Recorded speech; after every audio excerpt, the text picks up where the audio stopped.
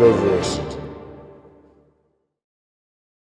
The katana and longsword honestly probably have more similarities than they do differences, yet it is still fun to kind of pit them against each other, which we have done on this channel more than once, and I understand why, because these are the most iconic swords associated with two very iconic warriors, the knight and the samurai.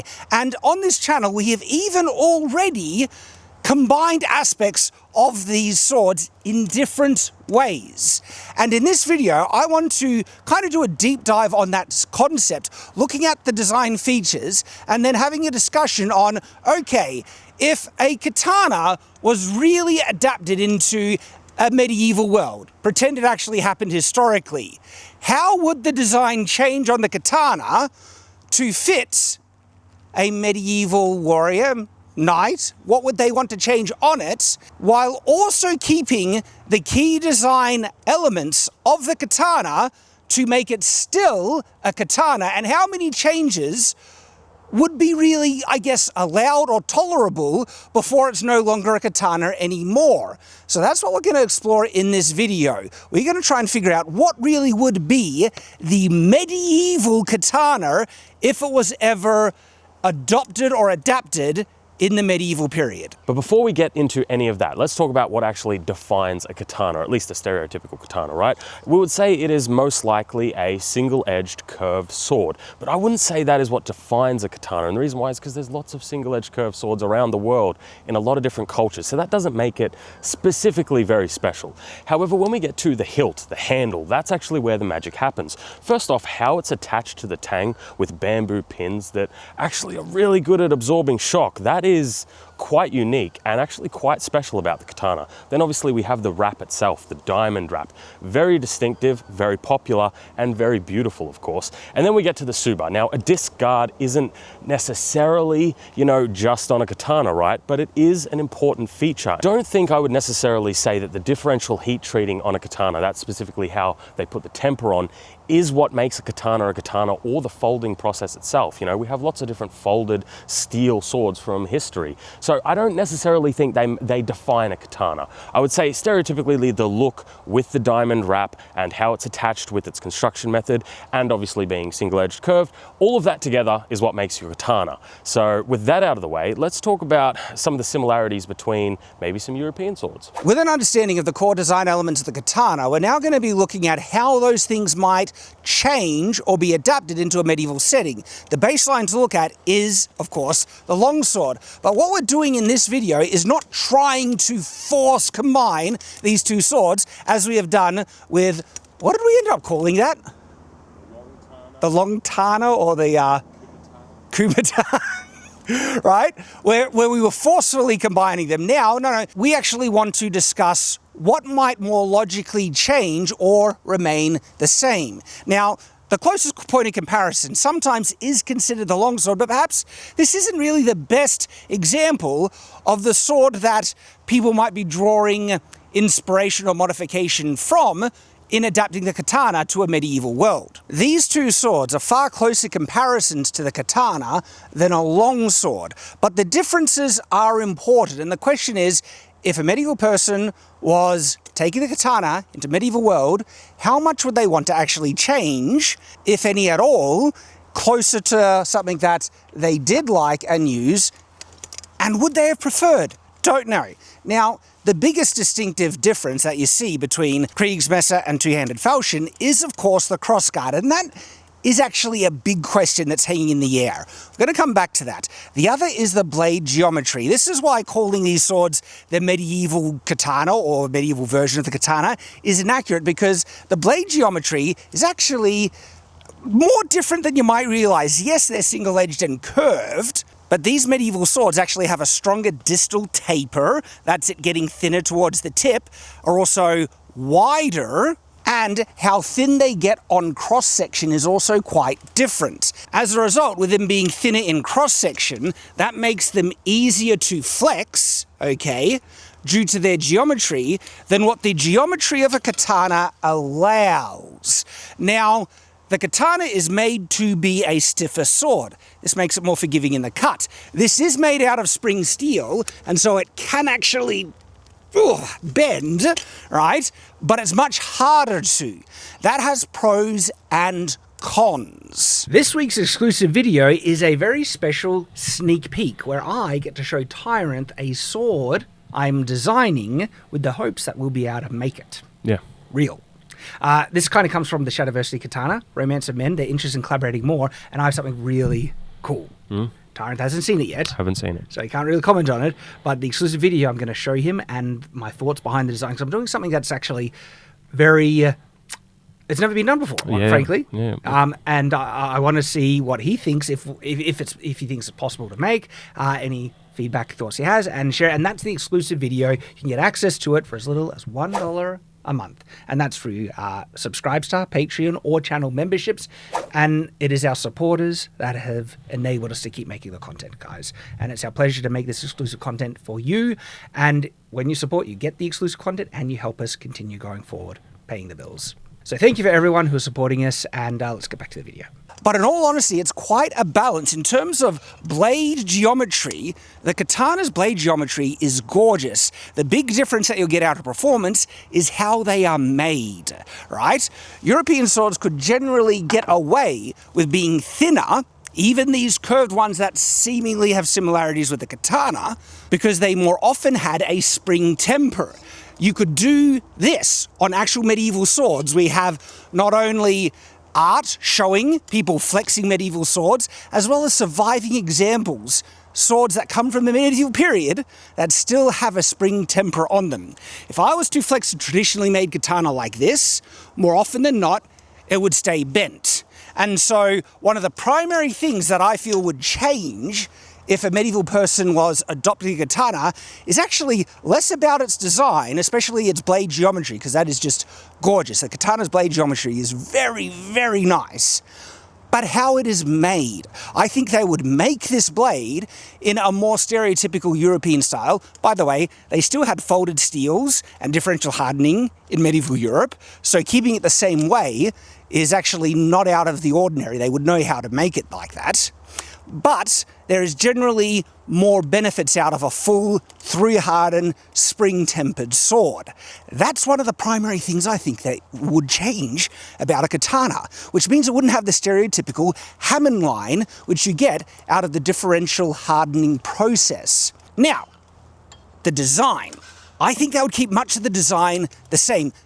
Definitely the blade. I think they could be attracted to and admire and see the benefits of this gorgeous blade profile, that they would want to keep the blade pretty much the same. So one of the biggest kind of questions I have, which is why I want to now have a discussion with Tyranth to see what his opinion is on this, is if, okay, medieval people saw the katana, they liked it, they're taking it to Europe, what would they change about it? And for me, the biggest question is the Tsuba versus the crossguard. Yeah, kind of. Well, this is how this would work is you look at the design of something and what are objectively better than what you've currently got. Because there's no reason for me to go and see something that's worse and go, oh yes, I want to copy that completely. No, you look at the things that you like about it, the things that you can improve upon, and you go, I want that. For example, the construction method is a really good thing. For example, the pros and cons. There is pros and cons here, but I think the pros outweigh something like a Kriegsmesser. It's not as durable. That's what we have found. It's very easy to repair. Super duper easy to repair. Is easy to repair. So I think that's personal preference. I don't think there's one inherently superior, honestly. Because, well, look, we have 3 construction methods that we can discuss right now. We have traditional European sword construction, like you have on the falchion, which is tang through the handle, peened on the pommel. Then we have messer or knife-style construction, which is a little more similar to the katana. It's very similar. It has a huge, you have that nice big chunky tang, and then you have the scales on the outside. The problem is a lot of shock. into the handle, straight into the But hand. very durable. Very durable, but very uncomfortable, especially in extreme use. And one of the benefits that you get with the peened construction is a lot of that shock gets sent straight down into the pommel. So the pommel actually absorbs a lot of it.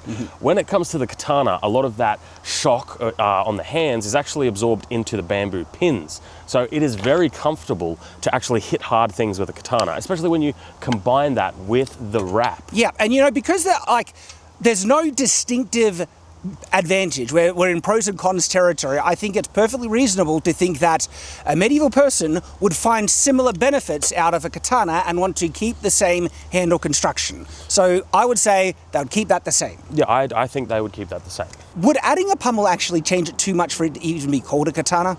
Because we're in the territory of, would that make it a completely different sword, like the question of the long tana here, where we added a pommel, added a crossguard to a katana blade, and honestly, Tyranth, I don't think I can call this a katana.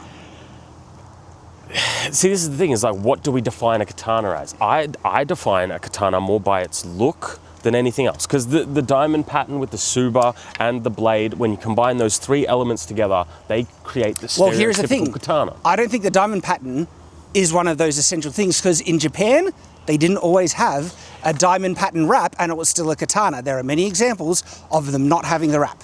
So what would be the defining feature then? The handle construction. The construction method? Yes. Pinned, tang that goes yay long down and, you know, pinned there. That is the most distinctive thing about the hilt. For it being a katana and remaining for it maintaining its definition as a katana. Not the wrap. The wrap is iconic. People love it, but it's probably overrepresented now. See, the thing is, I reckon if we had a wrap on this one, you would call that a katana. I would. I wouldn't. I reckon I would. I don't. Guys, let us know in the comments. The question I have that really kind of makes me is the crossguard. I think a crossguard changes it too much. Now, would the medieval people want a crossguard? I'm not sure. There are too many different techniques that create purpose for the crossguard. The tsuba is just not adequate enough for the specific type of use that it's going to get. I think it's logical to assume that they would actually fight probably similar to the way the Japanese did, with not incorporating crossguard in those defensive things. You're not going to be striking with the back edge. This is mainly a chopping, sword. Yeah. And we do have examples in Europe of weapons that don't have crossguards. Yes. They had discards in Europe. Yes. And so even though Tyranth and I have a bias, we do think the crossguard is a superior hand guard for a sword. It objectively is. And I don't mean that in any way taking away from the katana. It's just objectively it is. We have a dedicated video, really, where we even give a bigger tsuba on a katana, like a battlefield level katana, and the crossguard still wins, even though it does offer protection, even the bigger one. But the tsuba the crossguard is simply better. That doesn't mean people would not still choose the tsuba over the crossguard, because guess what? People still argue that we are wrong and think the tsuba is a superior crossguard. And if that's the case, there would be people in the past that would have that opinion too. I have genuinely never seen an argument of somebody saying the crossguard is superior. Dude, I can show you one of the shorts where people calling us out. I would love to. I want to read that. Yeah, right? So that would be the case. And people had personal preferences in the past, and they still opted with what we might consider incorrect, choices. But for them, they like it. All power to them. And like I said, there were discards in the past. I actually think one of the more distinctive design elements of a katana is the tsuba. I think the diamond wrap is more katana. Well, let us know in the comments, because now I think we've established a baseline, an accurate baseline enough to show what I feel would be the medieval katana if it was adapted or adopted into the medieval period. Let's see it. You've seen it already, Tyranth. Mm-hmm. We've actually designed it with Romance of Men, and when I say designed, I made a 3D model making this, trying to concept what I think would be the most distinctive or accurate medieval katana, keeping all the core features of what makes a katana, and this is the result, what I have right here. This is the Shadiversity medieval katana, which is available. You can purchase this katana from Romance of Men. We have an affiliate link in the description. It is a Shadiversity, like, official design sword, and we also have a full review of this sword. You might think I'm biased when I'm saying this, okay? But watch the review. This is genuinely one of the best cutting katana. One of the best. We reviewed. There was only one that came equal to it, but that had fake steel. And so this is the best. This is the better one. It's a complicated subject. Right? Okay. What have we done on this sword, all right, that makes it a medieval katana in reference to the discussion we have had so far? First, the steel, spring steel. Okay? That's a more distinctive medieval style of, steel manufacturing. It's not differentially hardened. As a result, it's pretty durable. The blade has a distal taper on it. Quite distinctively for a katana. It gets quite thin up near the tip. So the weight distribution is more in line with a long sword than it is a traditional katana. It's also longer than your average katana. Now, that one is also the long one. Yeah, I'm actually curious how long. Yeah. Very small, yeah. So this is an O katana we re-hilted. Do you want to get the normal katana we re-hilted? So this blade here is closer to just your mass manufactured regular katana you'll buy online. So you can see that it's a little bit longer. Yeah, and we look at that. Okay, and so this is as long as many standard long swords. Then we get to what's interesting, what's going on with the hilts. I don't think that diamond wrap is a distinctive element that defines a katana. And medieval Europe, leather wraps. So this has a leather wrap. It does have a leather wrap. And it looks great. I still think the diamond wrap is so distinctive and so katana. But guess what, Tyranth? If people want a diamond wrap, you can actually do that on Romance of Men's Katana Builder. You can select the Shadiversity Suba, and yes, I made the Suba more medieval style. That's great. Oh, man, I'm very happy with it. Because I put my Suba on one of my old katanas and it's awesome. Oh, really? Yeah. You did that? I've got a photo. There's a photo in the review. I took the paint off as well, so it's brass, and I love it. Oh, that would be nice. Well, you can select this Suba and construct your own more traditional katana or medieval style katana if you want as well. And man, I'm kind of thrilled. I think this is great. Yeah. And so this here, right, with the things, because same katana handle construction, pins onto the tank. Let's talk about the pins, because the reverberation on this is different. It's very different to a standard katana, and that's because instead of having bamboo, these ones are made out of brass, so they transfer a lot more shock, kind of like the Kriegsmesser. Kind of like the Kriegsmesser. It makes it more distinctly medieval. Yeah.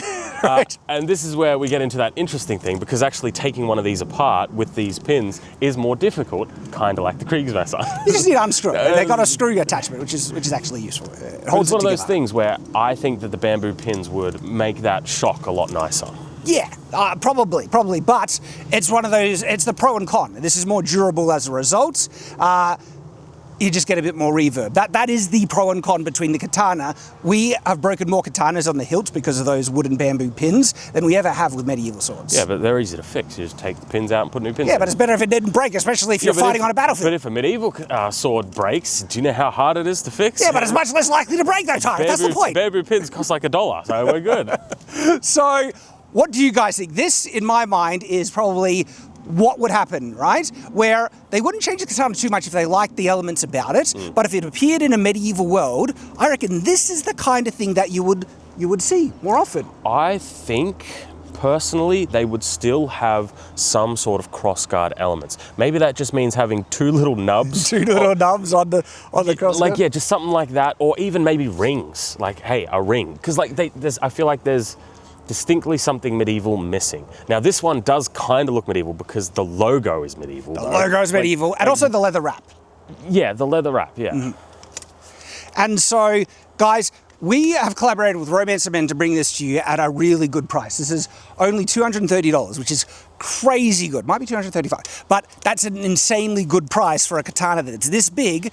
And this is a distinct kind of more exceptional, unique style katana that you will find. And getting it at that price is crazy cool. Yeah. Yeah, like, I don't know. I don't know if we'll be able to show it on camera. The distal taper is the thing that I love most about this blade. Because... Can you see that? Maybe. because this one on top here does not have a distal taper. No distal taper. And so it's very thick all the way through. And then on the other one, the Shadiversity Katana, you can see how it gets thinner towards the tip. Yeah. And it makes it distinctly different for the profile of the weight. For example, this is a very thick, heavy blade, right? So having the pommel on this does make the weight better. It feels better, and you have that extra grip there. But because it doesn't have a distal taper, it's still just a heavy blade in general. This feels actually quite nimble, especially for a katana this big. And you like ready for dueling, ready for the battlefield. And it is a battle-ready, you know, spring steel carbon blade. And we have, well, you can check out the review. We test 2 of these swords to destruction, full blown, to see how tough this sucker is. This is a top tier, high quality sword at an incredible price. Affiliate link in the description. And guys, what do you think? Do you reckon we pulled it off? Is this what you would like kind of envision as a medieval katana, or do you think we've gone too far or not far enough? Or do you think it's these ones we've already done? Well, that's the question, because like you think like in one way you think we've gone too far because it needs a diamond wrap to be a katana, right? Yeah. Where I don't. I just think it's the guard. I just don't. My brain cannot conjure a scenario where I would go, yes, I would pick the Suba, specifically over like a cross guard.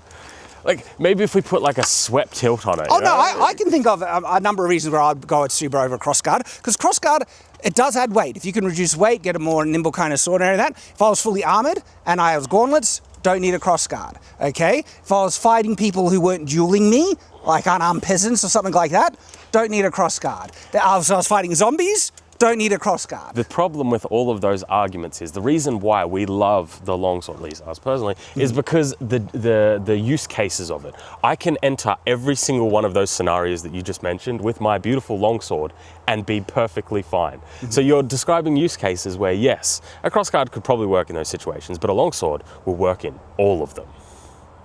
Let us know what you guys think. He doesn't want to say yes. No. Because there are situations, because that just goes back to the katana versus longsword discussion, Tyranth. That's a whole nother topic, right? Because there are situations where I would pick a standardized katana, especially Shadiversity katana, over a longsword, right? If I needed more cutting power. What are we cutting? Unarmed peasants. 18C. Not as durable. Not as durable, beautiful slicer. Easier to cut with. Kriegsmesser. Still easy to cut with. We could go on for hours. We could go on, right? For a long time. That's one of the things why I think medieval people would keep the blade geometry, because that's one of the biggest features of the katana. Stiffer blade, more forgiving in the cut, and therefore easy to cut with. You can get European swords that can cut just as well. Generally speaking, though, they are harder to cut with and less forgiving with poor edge alignment.